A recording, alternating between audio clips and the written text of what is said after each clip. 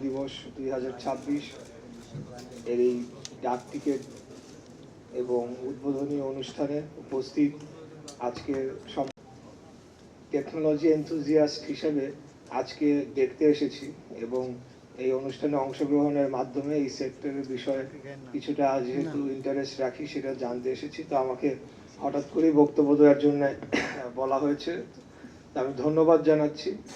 আমি মুক্তিযুদ্ধ বিষয়ক মন্ত্রণালয়ের প্রতিমন্ত্রী হিসেবে দায়িত্ব পালন করছি। তা আমি সেই দৃষ্টিকোণ থেকেই দু একটি কথা শুধু বলতে চাই।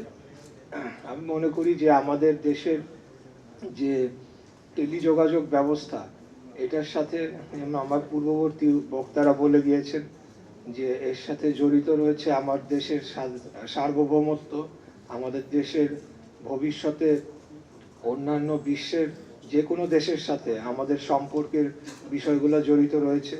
আপনারা জানেন যে পৃথিবীতে একটা যুদ্ধ পরিস্থিতির মধ্যে এখন আমরা রয়েছি।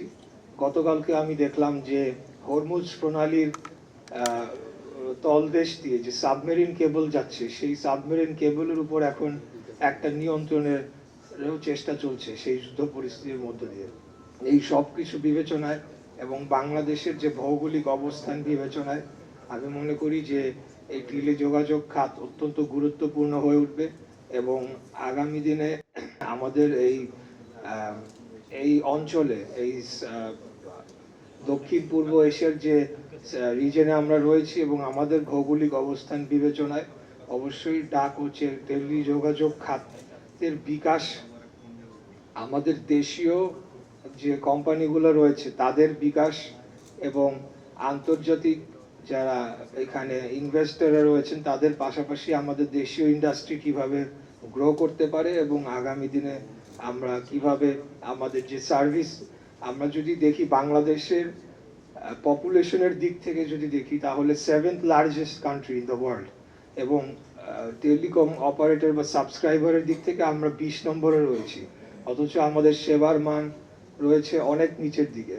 সেই জিনিসগুলো বিবেচনায় এবং আমাদের মার্কেটের সাইজ বিবেচনায় আগামী দিনে এমন পলিসি নেওয়া হোক এবং আমার বিশ্বাস যে মাননীয় মন্ত্রী এবং মাননীয় উপদেষ্টা যিনি রয়েছেন ওনারা অত্যন্ত যোগ্য। আমাদের মাননীয় প্রধানমন্ত্রীর নেতৃত্বে আগামী দিনে এমন পলিসি গ্রহণ করা হোক যাতে আমাদের দেশীয় ইন্ডাস্ট্রি আরো থ্রাইভ করতে পারে এবং আমরাও টেকনোলজিতে পৃথিবীর সাথে পাল্লা দিয়ে আমাদের দেশকে এগিয়ে নিয়ে যেতে পারি। সেটাই আপনাদের প্রতি শুভকামনা রইল। সবাইকে আবারও ধন্যবাদ জানাচ্ছি এবং আজকের এই অনুষ্ঠানের যারা আয়োজক রয়েছেন ওনাদেরকেও ধন্যবাদ জানাচ্ছি আমাকে দু একটি কথা বলার সুযোগ করে দেওয়ার জন্য। ধন্যবাদ। আসসালামু আলাইকুম।